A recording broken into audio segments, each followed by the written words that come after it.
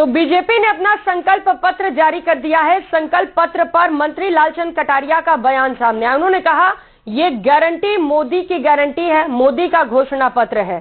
कैसे भारत 2047 तक विकसित भारत बनेगा और हम कैसे नागरिकों की उम्मीदों पर खरे उतरेंगे, उसका ये रोड मैप है कि गरीबों को मुफ्त 2029 तक राशन मिलता रहेगा।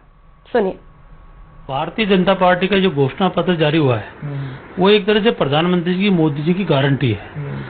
और ये बात सही है कि 70 साल से ऊपर के जो बुजुर्ग हैं उनको 5 लाख रुपए तक का मुफ्त का इलाज मिलेगा। गरीब परिवारों को 3 करोड़ आवास मिलेंगे और करीबन मुद्रा योजना जो है उसी में 20 लाख की सीमा उसमें रखी गई है। सबसे बड़ी बात यह है कि इसी इतने बड़े प्रजातंत्र वाले देश में जो हमेशा चुनावों में ही समय लगा रहता है और एक तरह से ये मानिए कि उसमें जितना पैसा खर्च होता है यदि वो पैसा विकास के काम में लगे पूरे देश के अंदर तो देश का नक्शा बदला जा सकता है।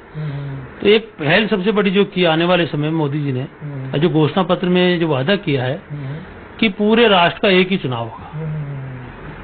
तो आप और हम समझ सकते हैं कि आज जिस तरह से एमएलए का चुनाव होता है, एमपी का चुनाव होता है, नगर पालिका है, प्रधान है, जिला परिषद है, यदि ये इस तरह एक चुनाव होने लग गया तो मैं दावे के साथ कह सकता हूं कि आम आदमी पे जो भार है वो कम होगा और देश की जो आर्थिक स्थिति और मजबूत होगी। और जो बार बार समय भी खराब होता है, हम ये भी समझ देखते हैं कि समय बड़ा कीमती होता है और हर बार चुनाव का माहौल बना रहता है। तो ये फिजूल खर्ची की तरह एक जो मामला है पूरे देश में बना हुआ है, इसमें बहुत बड़ी राहत मिलेगी। ये पैसा देश के इंफ्रास्ट्रक्चर में काम आएगा, देश की प्रगति में काम आएगा। नौजवानों के लिए उन्होंने कई घोषणाएं करी है, अयोध्या का राम मंदिर बनी गया।